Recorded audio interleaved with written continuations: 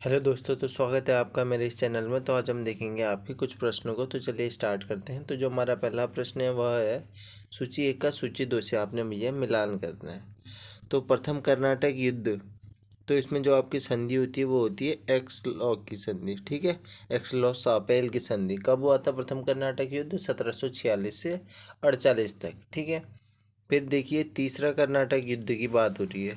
तो तीसरे कर्नाटक युद्ध हुआ था 1756 से 1763 तक। इसमें हुई थी आपकी भैया पेरिस की संधि, यानी इसमें हमारा तीसरा हो जाएगा। ठीक है, ए का चौथा, बी का आपका तीसरा और सी का हो जाएगा प्रथम आंग्ल मैसूर युद्ध। तो 1766 से 69 तक चलता है ये आपका। इसमें होती है भैया आपकी मद्रास की संधि। तो इसका पहला हो जाएगा। ठीक है, यानी सी का पहला बचा क्या भी आप, डी का कौन सा होना चाहिए था? डी का आपका दूसरा होगा। ठीक है, द्वितीय आंग्ल मैसूर युद्ध, मैंगलोर की संधि। तो चौथा, तीसरा, पहला, दूसरा, तो ऑप्शन नंबर सी इसमें हमारा सही है। आगे की ओर बढ़ते हैं। फिर अगला प्रश्न है सूची 1 का सूची 2 से मिलान कीजिए। नीति दर्रा, तो आप सभी को पता है नीति दर्रा किधर है भैया? उत्तराखंड में है। किधर है?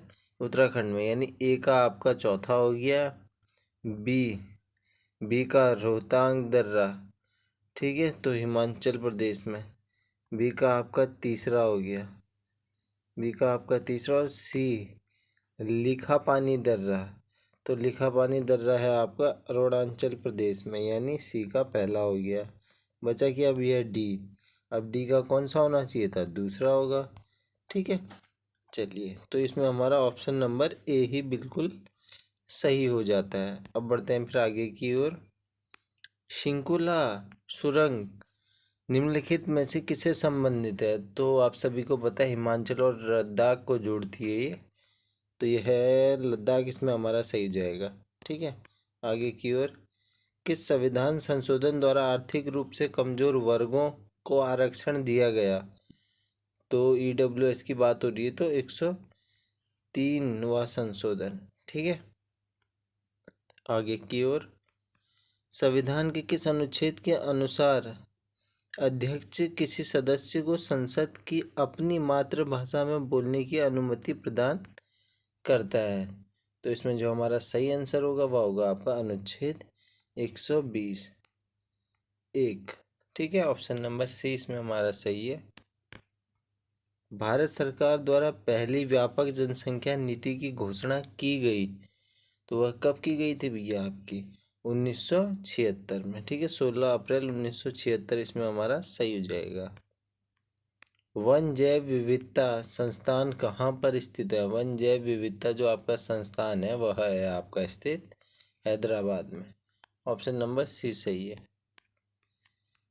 अफ्रीका के शीतोष्ण घास के मैदानों को कहा जाता है, को जाना जाता है, तो वो वेल्ड्स नाम से जाना जाता है। ठीक है, ऑप्शन नंबर बी सही होगा। कभी कभी आपको वेल्ड्स ऐसे देखने को मिलेगा। ठीक है, वेल्ड्स और वेल्ड, इसमें आपका वेल्ड लिखा है वैसे। आगे की ओर बढ़ते हैं। नीचे दो कथन दिए गए हैं, तो देखो कथनों वाले अभी आपके बहुत प्रश्न आते हैं।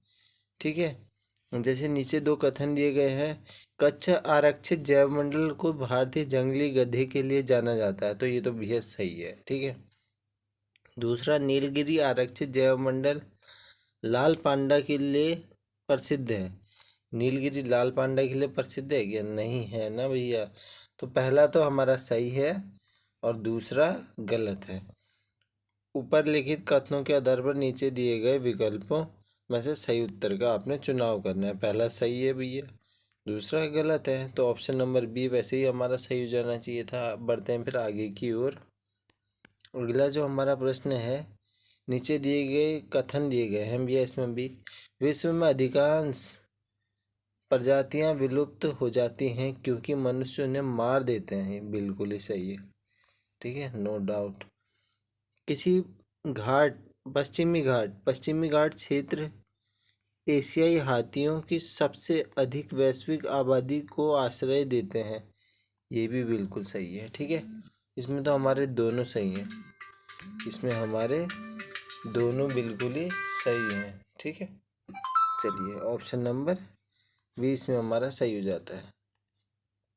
आगे की ओर बढ़ते हैं। दोनों सही, यानी ऑप्शन ए सही है। इन ब्रिटिश वायसरायों को क्रमानुसार लगाइए। आपने क्रमानुसार लगाना है भैया। तो देखो, एल्गिन पहले आएंगे, लॉरेंस दूसरे में, नॉर्थब्रुक पहला, दूसरा, तीसरा और ये चौथा। ठीक है, तो ऐसे बनेगा इनका, यानी इसमें जो हमारा सही होगा वह होगा आपका 4 3 2 1। ऑप्शन नंबर ए बिल्कुल ही सही है। अब बढ़ते हैं आगे की ओर। राजीव गांधी जैव प्रौद्योगिकी केंद्र कहाँ स्थित है?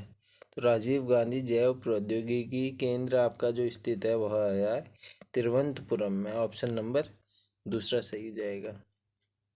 लॉर्ड लिटिल निम्नलिखित में से किससे संबंधित नहीं है? नहीं है पूछा गया है तो आप कहेंगे इल्बर्ट बिल से।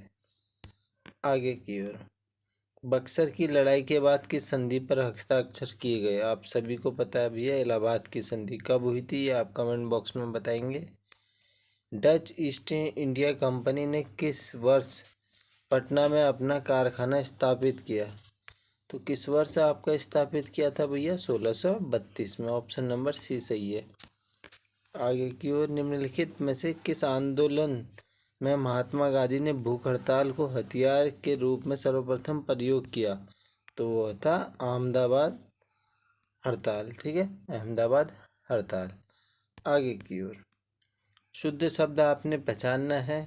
कुंडली कैसे लिखा जाता है भैया?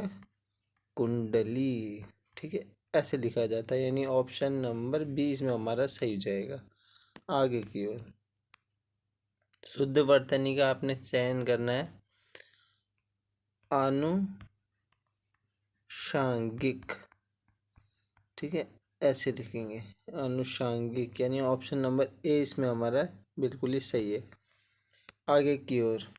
मनवंतर शब्द में संधि है मनवंतर, यानी मनवंतर। ठीक है, यानी मन प्लस अंतर होगा ना, मन प्लस अंतर भैया, मनु प्लस अंतर आपकी इसमें यण संधि है। ठीक है, यण संधि। ऑप्शन नंबर सी सही है। आगे की ओर। गोस्वामी तुलसीदास की रचना कवितावली किस भाषा में है? तो ये आपकी भैया ब्रज भाषा में है। अभ्यागत शब्द में उपसर्ग है अभि प्लस आगत, यानी अभी इसमें हमारा उपसर्ग है। आगे की ओर। अपर और अपार का अर्थ है, अपर का तो होता है भैया दूसरा, और अपार का होगा एक अपार क्षमता कहते हैं ना, यानी अत्यधिक। तो ऑप्शन नंबर ए इसमें हमारा सही हो जाएगा। आगे की ओर। निम्नलिखित में से कौन सा शब्द स्त्रीलिंग नहीं है? नहीं है पूछा गया है, तो देखो पानी, पानी एक आपका पुल्लिंग शब्द है। गंदगी में प्रत्यय है, तो गंदगी में आपका गी प्रत्यय होगा, यानी ऑप्शन नंबर ए सही है। तरंग किसका पर्यायवाची है? तो तरंग आपका ऊर्मी का पर्यायवाची है। आगे की ओर। टोस नदी के तट पर का मंदिर व भगवान शिव को समर्पित है। देखो टोस नदी देहरादून, तो देखो यहाँ पे है आपका महासू देवता का मंदिर। ठीक है, तोश नदी के तट पे महासू देवता का मंदिर है आपका। ठीक है ना, देहरादून में, हनौल में, हनौल कर लो। चलो अब बढ़ते हैं आगे की ओर। सिमलगढ़ का किला किसने बनवाया था? जो कि पिथौरागढ़ में है और गोरखों ने बनवाया था। भारत पशु चिकित्सा शोध संस्थान मुक्तेश्वर नैनीताल में है, इसका निर्माण कब हुआ? तो इसका निर्माण हुआ था भैया आपका वर्ष 1893 में। ठीक है, 1893 में। एक थे आपके एल्फ्रेड लिगार्ड। ठीक है, तो इन्हीं के प्रयासों से हुआ था, और इसमें 1912 लिखा है, तो 1912 से आपको क्या याद में आएगा भैया? भोपाली में आपके जो भवाली है वहाँ पे क्षय रोग अस्पताल की स्थापना होती है। ठीक है, और 1988 से क्या याद में आ रहा है आपको? डॉक्टर RS टोलिया उत्तराखंड प्रशासनिक प्रशिक्षण अकादमी की स्थापना हुई थी आपके नैनीताल में। ठीक है, किधर हुई थी भैया? नैनीताल में। चलिए अब बढ़ते हैं फिर आगे की ओर। ऊखीमठ भूस्खलन कब आया था? तो वह आया था आपका 1998 में। ठीक है, 1998 इसमें हमारा सही है। और 1980 में किधर आया था? नैनीताल में। कई बार आपसे पूछा गया है, नैनीताल में। चलिए अब बढ़ते हैं आगे की ओर। अगला हमारा जो प्रश्न है वह है, वाल्दी नदी किसकी सहायक नदी है? ये वाल्दी नदी वही है भैया जहाँ पे आपका सहस्त्रधारा है। ठीक है, तो सोंग नदी की सहायक नदी है भैया। ठीक है, सोंग नदी। तो आशा करता हूँ इस वीडियो से आपको ज्ञान मिला होगा। तो यहीं पे करते हैं वीडियो को समाप्त। चलिए, धन्यवाद।